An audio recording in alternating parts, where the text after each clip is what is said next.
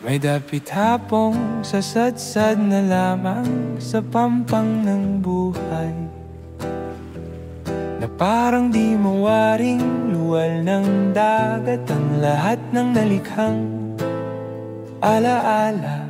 Dinig ng mga pobreng taingang layag-layag ng taksil na hangin, ang tapsing sa dalampasigan, ang malutong na sampal ng tubig sa batuhan. Nakamamanghang lasang-lasa pa rin ng napasong dila, ang nalalabing alat ng papalubog, papalabnaw, papatabang nang bumulubok. Ngunit ngayon'y aandap-andap na sandali, dahil kung tutuusin ngayong lamang ginabi ng ganito,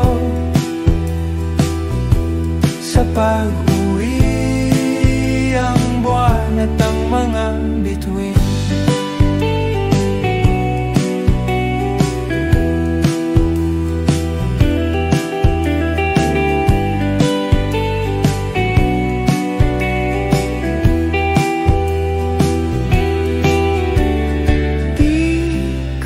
Katakang nagpupumilit pa ring balikatin ang isang katawang dinaganan ng isang malawak at malalim na dagat.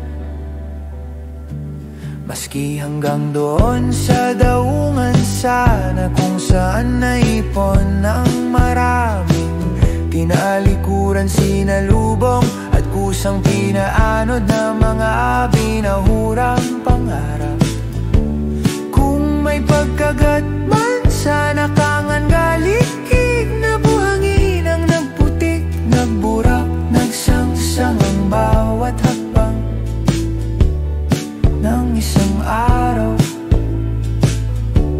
Asahan na tulad ng mga tusong alon ng dagat, na may pahalik-halik pa sa dalampasigan, makauwi rin sa nararapat-uwian ng lahat.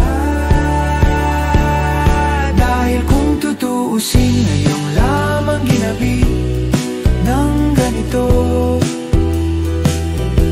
sa pag-uwi ang buwan at ang mga bituin, kahit pa ilan lamang ang tunay at nararapat na makabalik.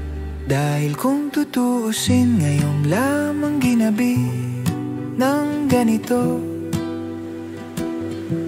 sa pag-uwi ang buwan at ang mga bituin.